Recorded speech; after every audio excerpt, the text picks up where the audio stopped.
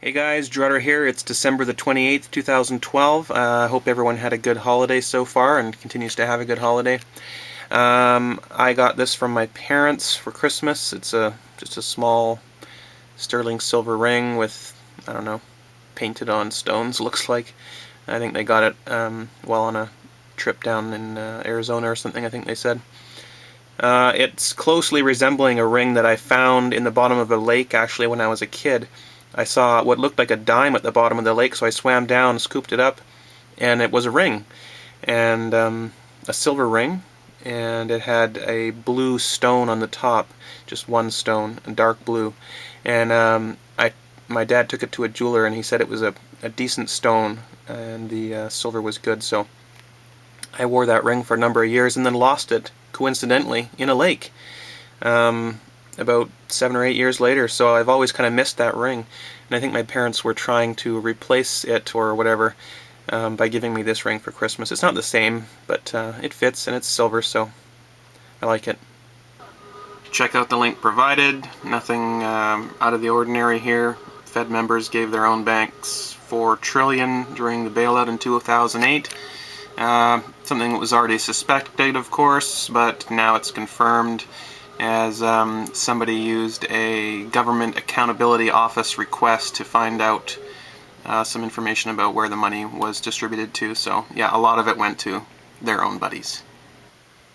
About 20 years ago here in Canada, we had the École Polytechnique Massacre, which is a technical college in Quebec, and a man walked in and shot 28 people. You can read about it here on Wikipedia. There's lots of information on other parts of the internet as well. But I don't think, I think there was about 14 actual dead, all told, or maybe 14 plus him. Shot himself in the head, I believe. And there's a lot of parallels to some things going on today, so I think it's an interesting read. If anyone has forgotten about this or never knew about it in the first place, you should definitely check it out again. Interesting stuff. It definitely led to stricter gun control laws in Canada. I don't think that it was any kind of false flag or anything like that, although, hey, you never know. But I think that it definitely was taken advantage of by the government, and they wanted to get stricter gun control laws in here, and that's when it actually really happened for Canada. So there was a suicide note on him in his jacket pocket, apparently. It's not shown here on Wikipedia, but if you research it online, apparently it's out there. You can look up the suicide note itself, search for a rationale. All the victims were female. This guy apparently was, he believed that women were overstepping their bounds, so obviously he wasn't mentally well in the first place, but regardless of his motive for doing what he did, the fact is that he did, and what it led to, which is stricter gun control laws, harder to own long guns, for example. You know how 2 years ago I gave you each $150 worth of metal? I gave you $150 worth of gold and you $150 worth of silver? Yeah. Hey, look. Hey, look. Coins. Those, you have to decide whose is whose. Who wants which and one? I'm going to tell This you the one's difference thicker. between them. This one's thicker and This is the 1.5 ounce polar bear. Ooh, polar bears are cool. That was made this year. It's 2013. It's 1.5 ounces of pure silver. This one says $10. And it cost Montreal, $70. 1976. So it's Olympics. worth $70. This is worth $70. This one has a small coin in it. It's got Olympics, Montreal, and then a Liberty. What is this all worth? The point of this is that Oh, it's... I have a coin of that guy already. The point of this is that it's just silver. There's nothing special about these coins. It's just the silver. So this is $70 worth of silver. There's more silver in here than there is in there. Hey. They're both worth $70. This has I bet more you they're silver, both about and that the has same. less silver. This is 2 ounces of silver, and that's 1.5 ounces. Whoa! The reason this one costs more is because this is a special special edition coin, and it's like rare. There's only a certain number of these made. That's just plain old silver. There's lots and lots of each of these coins made. None of those are rare. As for silver action over the past couple of weeks, the 5-hourly chart really tells the story. This is the fall from the last stimulus announcement, and including that day about a week and a bit ago that was brutal. And the last video I did was right here, and I said that we are at a level of support at $30.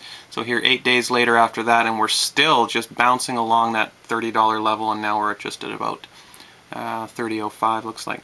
So I continue to believe that this 30 level will be support, and there's also that long-term trend line coming up just underneath here. So if we drop down below 29 anytime in the next little while and stay there, like close below 29 at least for a couple of days, then that long-term 4-year trend line that we were talking about on that last video will have been broken. And the commodities markets just closed for the weekend, and moments later the CME announced that they have lowered gold margins by 9%. And here on Zero Hedge there's an article about it with some commentary that you might want to check out.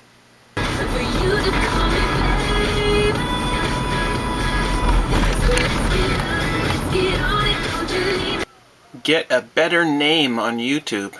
Replace your hard-to-read username and start using the name people know you by. I don't want to use my full name? Are you sure? Still not interested? Tell us why. I'm not sure. Here we go. I really don't know why they want to know my full name, but not really interested, thanks.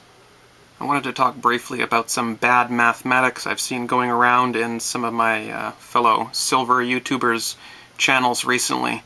And that is, well, let's say somebody who's advocating sound money on YouTube and advocating ownership of precious metals as wealth preservation is seen as an educator, and somebody who has a business trading dollars and metal and vice versa is seen often as a free market capitalist, and that's a good thing. And you know, you're after a profit, and you're trying to make your own way in the economy and provide a useful service at the same time. That's seen as valid. But if someone's doing both at the same time, that person is insinuated to be a snake oil salesman or a scam artist. And I think that idea needs to be rejected outright whenever it's seen. There's no proof that someone who is at the same time conducting business and at the same time discussing the subject of that business online, that combination makes the person a snake oil salesman or a fraudster. You got to be really careful when someone's doing business and you criticize that business and tell a lie about that business or insinuate something that's not true, because then you can be held accountable for any losses that that business incurs. So just be careful out there when you're talking about people who have a business and educate at the same time or advocate for something. It's not necessarily a sign of any wrongdoing, and insinuating that there could be wrongdoing going on there can get you into some big trouble. And with a final look at this ring and my knuckle hair, I'll say have a great rest of your year, and talk to you guys soon.